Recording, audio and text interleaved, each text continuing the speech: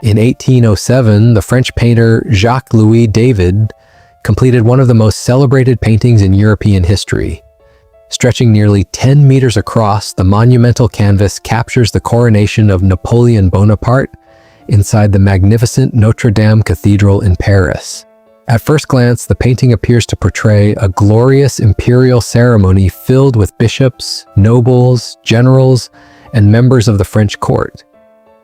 Rich crimson robes, golden embroidery, and towering columns create an overwhelming sense of grandeur. At the center stands Napoleon, dressed in white and crimson robes inspired by the emperors of ancient Rome, raising a crown above the head of his wife, Josephine. For generations, viewers admired the painting as a faithful record of one of France's most important historical events. Yet historians eventually discovered that beneath its breathtaking beauty lies a carefully constructed political message. Several details were deliberately altered, certain people were included despite never attending the ceremony, and the entire composition was designed to present Napoleon not simply as an emperor, but as a ruler whose authority stood above every institution in Europe. Before understanding why this painting became one of history's greatest works of political propaganda, it is worth remembering the remarkable artist behind it.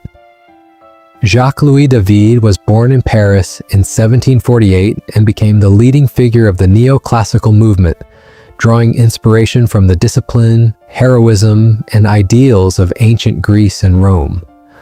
During the French Revolution, David supported the revolutionaries and created paintings that celebrated sacrifice and patriotism. However, when Napoleon Bonaparte rose to power after years of political chaos, David shifted his loyalty to the ambitious general and became his official court painter. Napoleon understood that victories on the battlefield alone could never secure his legacy. Paintings, monuments, and public ceremonies would shape how future generations remembered him. David's role was no longer just to paint history, it was to create an image of an emperor whose power appeared unquestionable, glorious, and almost destined.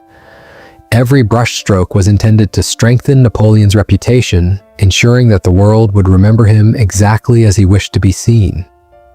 The coronation itself took place on December 2nd, 1804, inside Notre-Dame Cathedral, where Pope Pius VII had traveled from Rome to perform the ceremony. For centuries, European monarchs had accepted their crowns from the hands of the Pope or another representative of the Church, symbolizing that their authority came from God. But Napoleon refused to follow tradition. At the decisive moment, he took the imperial crown into his own hands and placed it upon his own head before crowning his wife, Josephine. It was one of the boldest political gestures in European history. By crowning himself, Napoleon declared that no pope, king, or ancient dynasty had granted him power.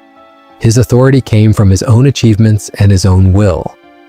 Yet David chose not to paint the exact moment when Napoleon crowned himself. Instead, he immortalized the scene of Napoleon crowning Josephine, subtly shifting the focus while still emphasizing that the emperor alone possessed the power to create an empress. Even Pope Pius VII appears almost secondary in the composition, quietly witnessing an event over which he had little real control.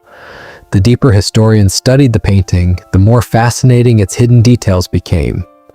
Napoleon's mother, Letizia Bonaparte, is shown seated prominently among the audience, watching proudly as her son is crowned.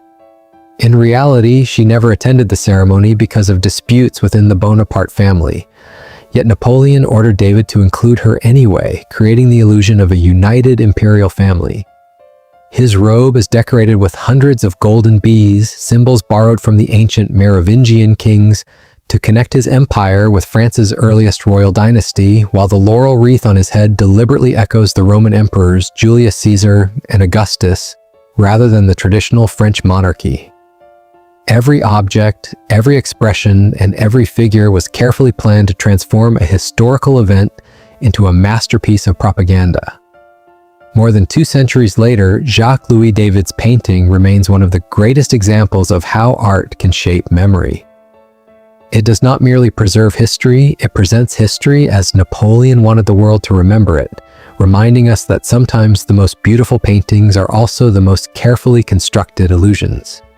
Sometimes they rewrite it, and perhaps that is the painting's greatest secret. Not that Napoleon crowned himself, but that he also crowned the version of history he wanted the world to